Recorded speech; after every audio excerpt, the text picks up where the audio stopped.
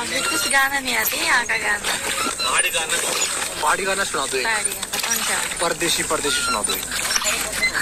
थोड़ा नहीं आता है? थोड़ा सा थोड़ा सा नहीं आता, थोड़ा सा नहीं आता है हजुर।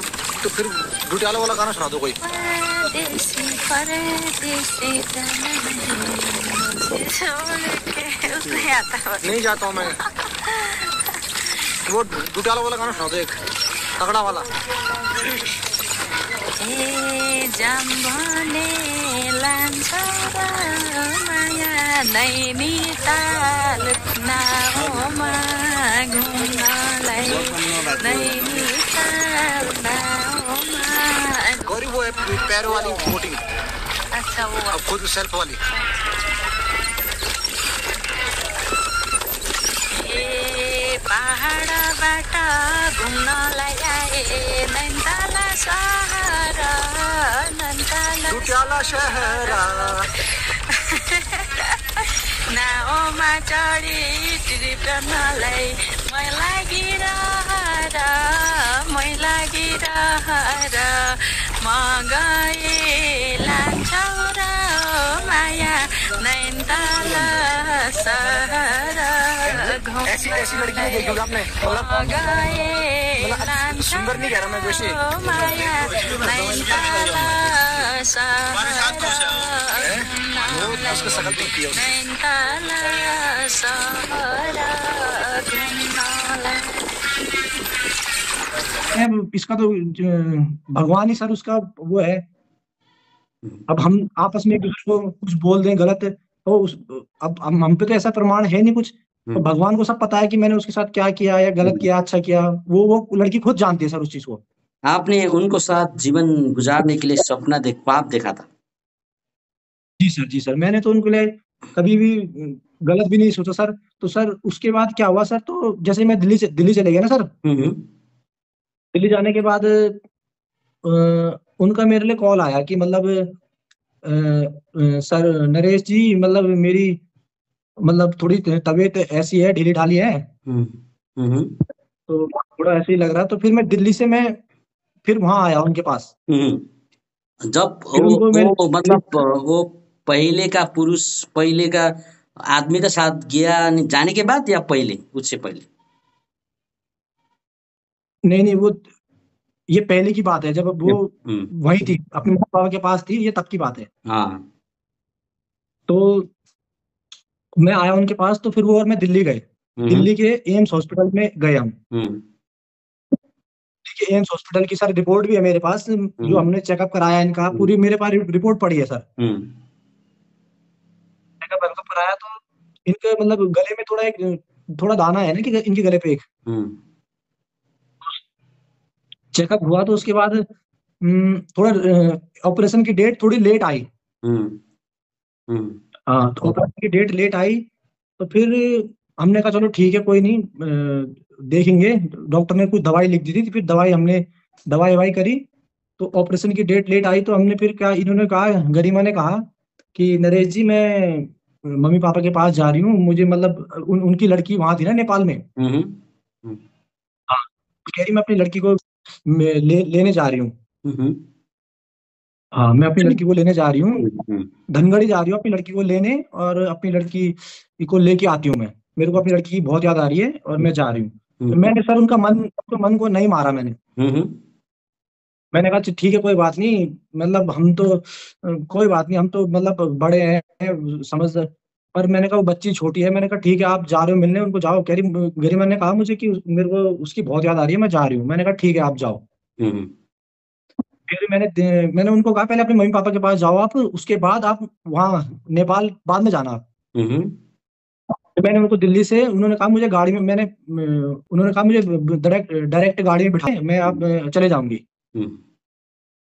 आपकी भी छुट्टियां बहुत हो गई हैं और आप ड्यूटी करो और अच्छे से काम करो, तो थोड़ा पैसा वैसा भी खर्च हो गया, आप आराम से काम करो, मैं अकेले चले जाऊंगी। मैंने कहा चलो ठीक है। फिर मैंने उनको दिल्ली के आनंद विहार से उनको मैंने बस में बिठा दिया उनको, और वो अगले दिन घर चली गई।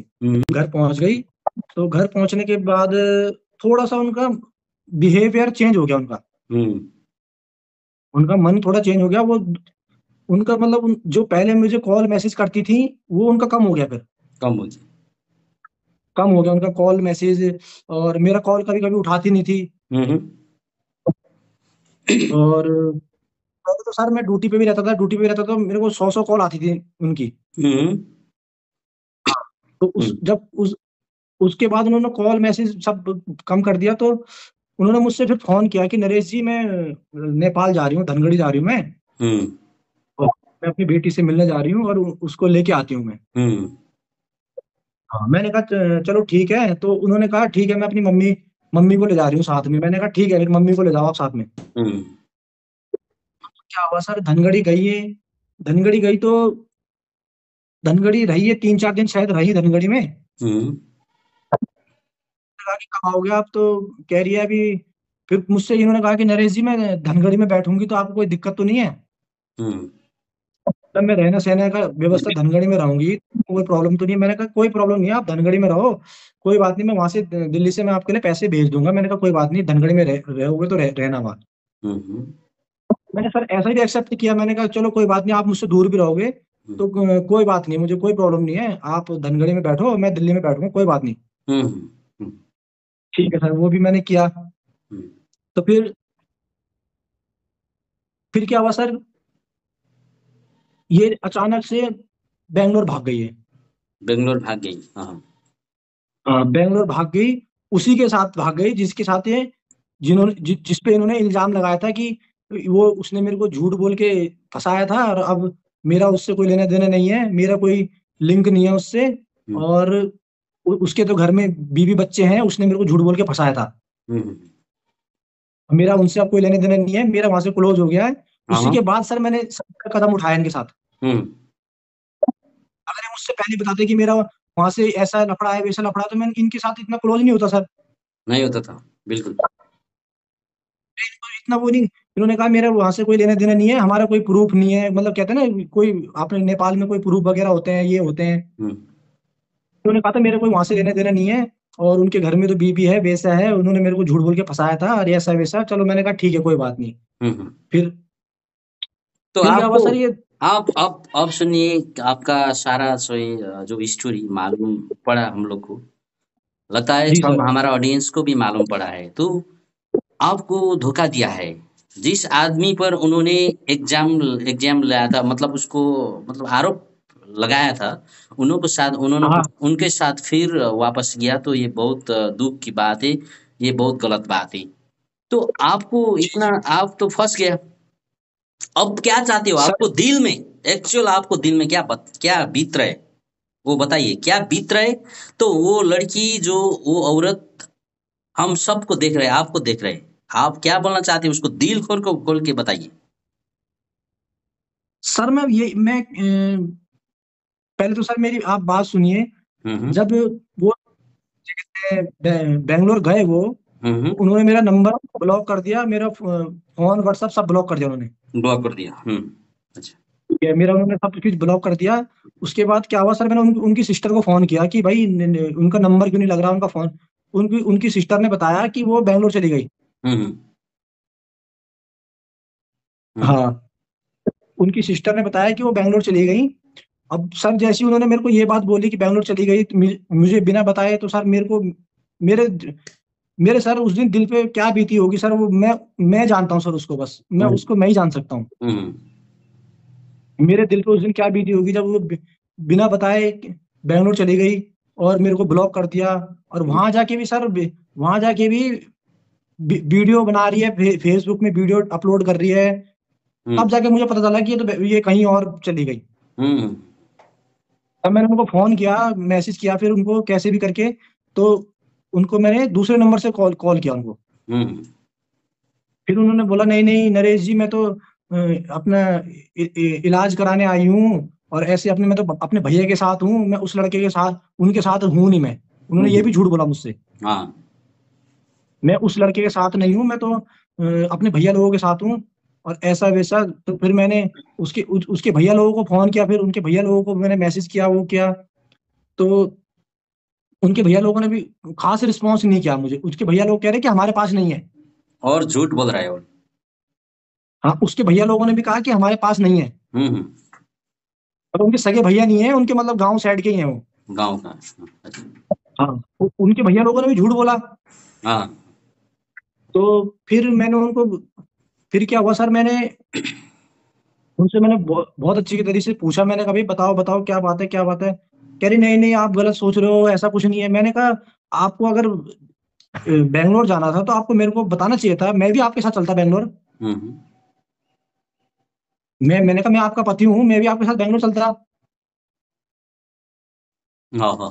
आप और मैं बैंगलोर में रहते, वहीं मैं भी जॉब करता, आप भी रहते वहां पे, आपका इलाज भी वहीं देखते। तो उन्होंने धीरे धीरे मेरे को फोन करना उन्होंने वो कर दिया। हम्म। फिर वो, फिर मैंने क्या हुआ सर, मेरे को भी थोड़ा सा सर बुरा लगा, मेरे को भी इतना बुरा लगा कि मैं क्या बताऊं सर। तो हाँ, फिर ठीक है, मैंने, बताइए बताइए, आज खोल कर बताइए। आपका साथ ये चाहिँ नि मतलब धोखाबाजी हुआ, तो आपने जिसको बहुत विश्वास किया था, बहुत- आपको आपने उनको साथ जिंदगी गुजारने के लिए ख्वाब देखा था, तो आप खोल कर जी बताइए। जी जी तो अब हम लोग जी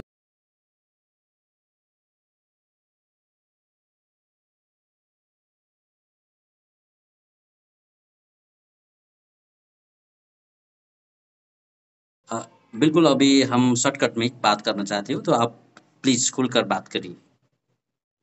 वही तो सर, धोखा ही हुआ है सर, अब क्या करे बताओ। धोखा ही, अब सर देखो, मैं तो सब कुछ उसको मानने लग गया था, अपना अपना सब तो माना उसको था मैंने बोलिए, उसको। उसको आप क्या, उसको आपको नंबर हर चीज में जो ब्लॉक ब्लॉक किया है, फेसबुक में ब्लॉक किया है, व्हाट्सएप में ब्लॉक किया है, तो बाद में आपको क्या बात मन में बीत रहा है, उसको क्या बोलना चाहता है वो आप बोलिए। तो ये हमारा वीडियो, ये वीडियो कम से कम वो देखेगा, जरूर देखेगा।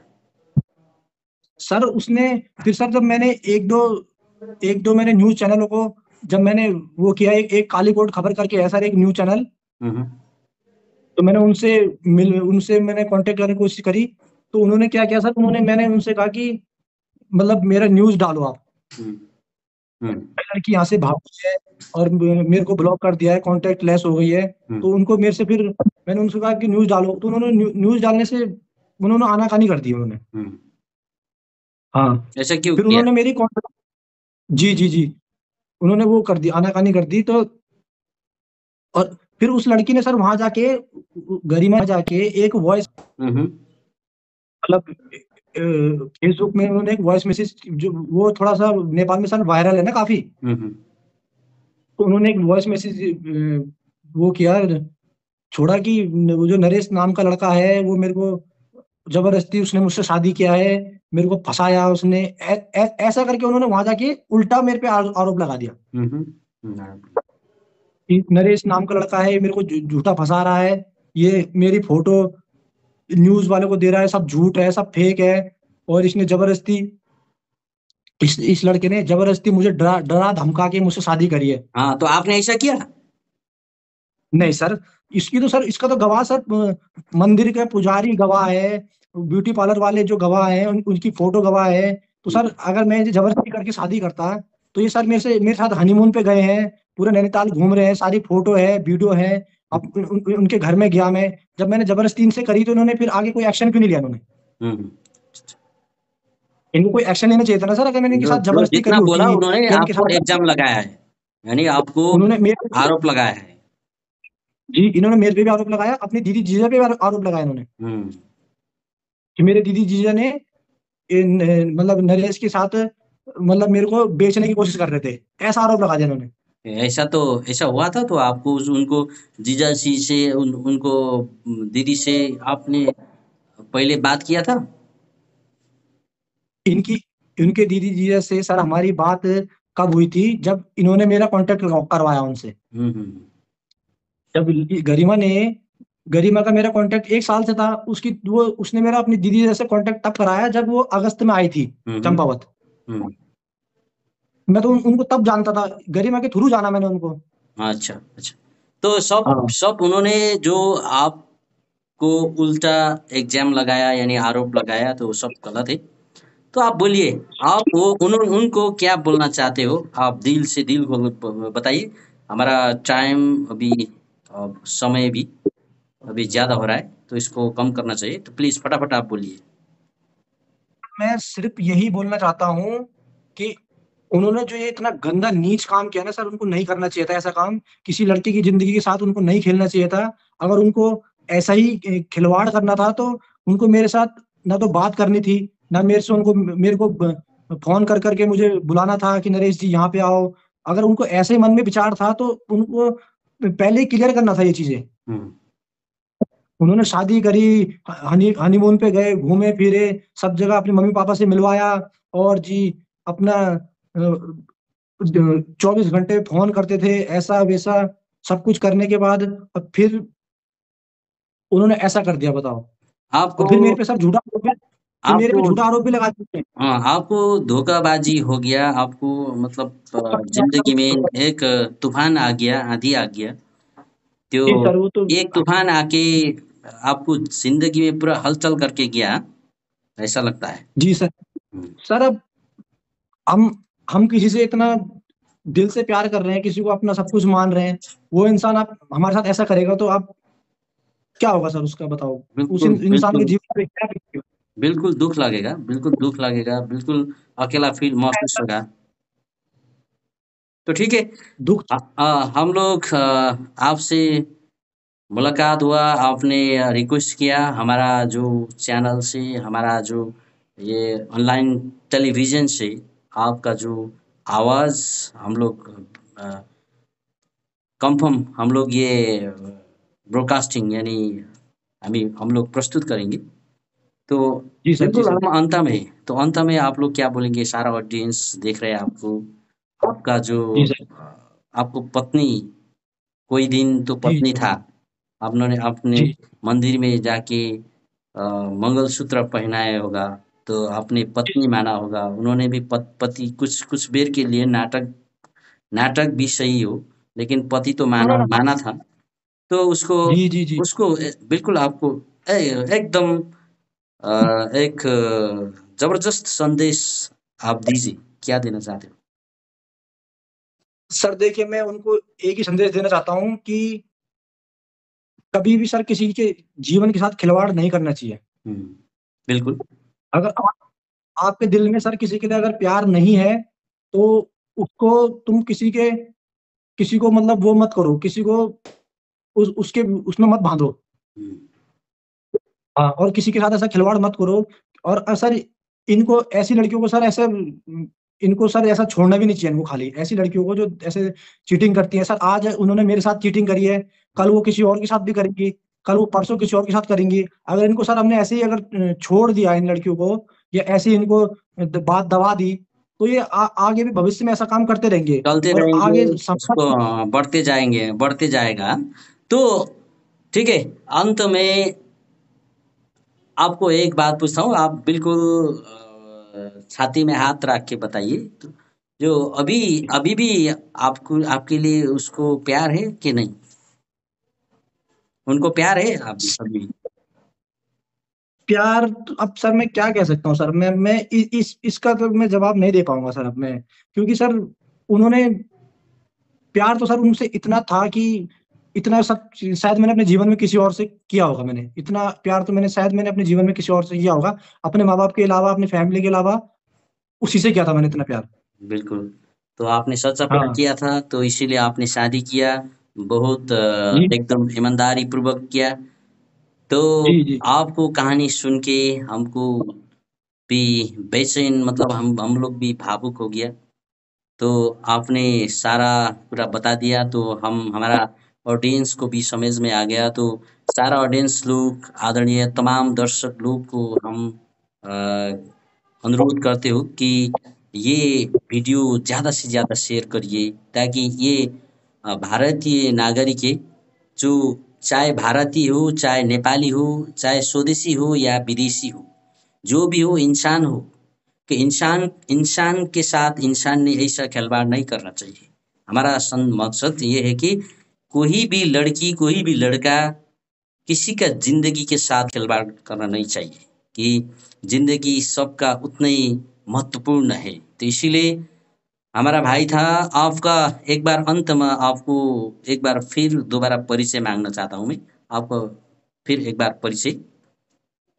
जी सर, मेरा नाम नरेश पहाड़ी है, मैं रहने नरेश जी, वाला हाँ, नरेश उत्तराखंड जी। का। हाँ, नरेश जी, नरेश जी पहाड़ी जी हमारा साथ था, तो फिर उसका साथ नेपाली लड़की का साथ प्यार हो गया था। जो वो लड़की का नाम क्या बताया था आपने? गरिमा गरिमा। गरिमा बिष्ट।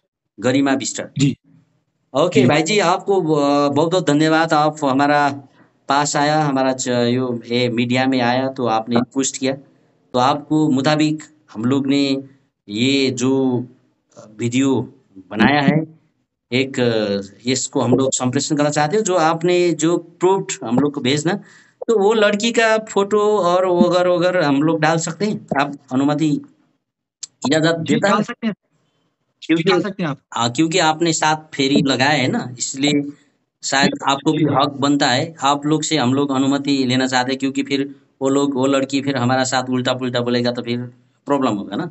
नहीं डाल सकते हैं सर। ओके। आप धैर्य करिए, तो आपको आगे जीवन अच्छा से चलना चाहिए। तो हम कम से कम वो बहन को हम अनुरोध करते हैं कि वो संपर्क में आए और उसको एक बार माफ़ी माँगे। उस वो ये नरेश जी चाहते हैं कि हमको जितना गाली दिया, बदनामी किया, तो उसको माफ़ी माँगना चाहिए। आपको इरादा यही है ना? एक मिनट सर। हुँ, मैं सर लास्ट में ये कहना चाहता हूँ कि उनको पहले तो ऐसा काम उन्होंने नहीं करना चाहिए, और उन्होंने अगर ऐसा काम कर भी लिया है उन्होंने, तो सर उनको किसी को झूठा इल्ज़ाम नहीं लगाना चाहिए उनको कि वो नरेश ने मेरे को ज़बरदस्ती शादी किया, ऐसा किया, वैसा किया। उनके सर मेरे मेरे फ़ोन में उनके सारे वॉइस मैसेज, उनके लव लव मैसेज, उनके सब सारे वीडियो कॉल सब मेरे पास पड़े हुए हैं सर। फिर भी उन्होंने झूठ बोला, बताओ। हुँ। मैं ये कहता हूँ सर कि उनको एक बार लाइव में आके पूरी जनता के सामने आके उनको मेरे से माफ़ी माँगनी चाहिए। बिल्कुल, उसी के बिल्कुल। बाद सर मैं उसी के बाद मैं उनको माफ़ी करूँगा, नहीं तो मैं जीवन भर उनको माफ़ नहीं करूँगा। बिल्कुल, बिल्कुल। एकदमै तमाम दर्शकवृन्दहरू, अहिलेसम्म हामीले एक भारतीय नागरिक जो नरेश पहाडी भाइसँग हामीले कुराकानी गर्यौँ। उहाँले पटक-पटक हामीलाई फ़ोन गरेर हाम्रो चाहिँ अनलाइन उहाँले पनि हाम्रो टेलिभिजन उहाँले हेर्नु भइसकेपछि उहाँलाई पनि आफ्नो समस्या कहाँ राख्ने भनेर धेरै चाहिँ उहाँले सोच्नुभयो र हामीलाई अनुरोध गर्नुभयो। यस मानेमा नरेश पहाडी जो भारतको उत्तराखण्डबाट हुनुहुन्छ, स्वदेशी होस् चाहे विदेशी जहाँसुकैको होस्, हाम्रो लागि पीडितहरूको आवाज हामीले बोल्ने कि नबोल्ने, त हामीले यो मानेमा हामी उहाँको आवाज हामीले यस भिडियो मार्फत हामी सम्प्रेषण गर्दैछौँ। यसलाई सकारात्मक दृष्टिकोणले यहाँले हेर्नुहुनेछ। र जो गरिमा बिष्ट जो बहिनी हुनुहुन्छ, तपाईँ एउटा नेपाली चेली हो, हामीलाई तपाईँको माया छ। तर तपाईँले यसरी विदेशी नागरिक होस् चाहे जोसुकैसँग पनि तपाईँले यसरी चाहिँ यो जो नरेश पहाडीले भनेको कुरा यदि सत्य हो भने तपाईँले यसरी अरूको जीवनसँग खेलवाड गर्नु हुँदैन थियो कि भन्ने हाम्रो ठहर छ। र तपाईँ एकचोटि सम्पर्कमा आउनुहोस्। तपाईँ यदि सच हुनुहुन्छ, तपाईँ पनि यदि सत्य हुनुहुन्छ, नरेश पहाडीले लागेको आरोप चाहिँ झुटो हो भने तपाईँ आउन सक्नुहुन्छ, कुरा राख्न सक्नुहुन्छ भन्दै म प्रस्तुता कुशल किराँती पनि ओजेल हुन चाहन्छु। दर्शकवृन्द, यो भिडियोलाई अन्तिमसम्म हेरेर यो भिडियोलाई तपाईँहरूले चाहिँ धेरैमा धेरै सेयर गर्नुहोस् भन्दै म प्रस्तुता कुशल किराँती ओजेल हुन चाहन्छु।